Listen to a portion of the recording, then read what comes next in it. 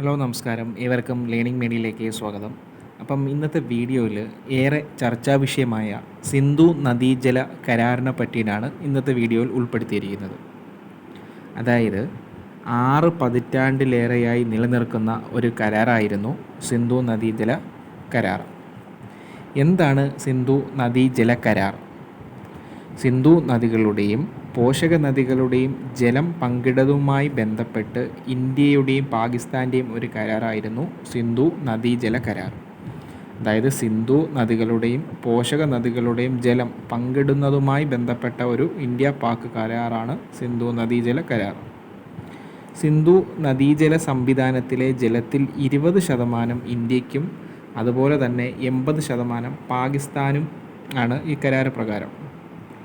1960 September 19 പാകിസ്ഥാനിലെ കറാച്ചിയിൽ അന്നത്തെ പ്രധാനമന്ത്രി ജവഹർലാൽ നെഹ്റുവും പാകിസ്ഥാൻ്റെ പ്രസിഡൻ്റായ അയ്യൂബ് ഖാനും ചേർന്ന് ഒപ്പുവെച്ച ഒരു കരാറാണ് സിന്ധു നദീജല കരാർ.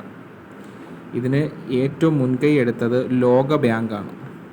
കരാറ് പ്രകാരം കിഴക്കൻ നദികളായ ബിയാസ്, രവി, സത്ലജ് എന്നിവയിലെ ജലം ഇന്ത്യക്കും അതുപോലെ തന്നെ പടിഞ്ഞാറുള്ള സിന്ധു, ചിനാബ്, ചലം എന്നിവയിലെ ജലം പാകിസ്ഥാനും യാതൊരു നിയന്ത്രണങ്ങളുമില്ലാതെ ഉപയോഗിക്കാം എന്നതായിരുന്നു കരാർ.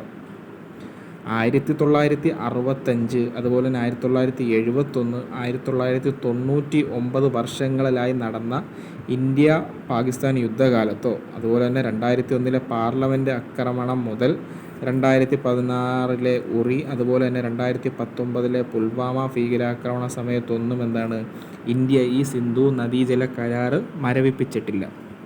പാകിസ്ഥാനിലെ പഞ്ചാബ്, സിന്ധ് കാർഷിക മേഖല പൂർണ്ണമായും ആശ്രയിക്കുന്നതാണ് സിന്ധു നദിയിലെ ജലത്തിനെയാണ്.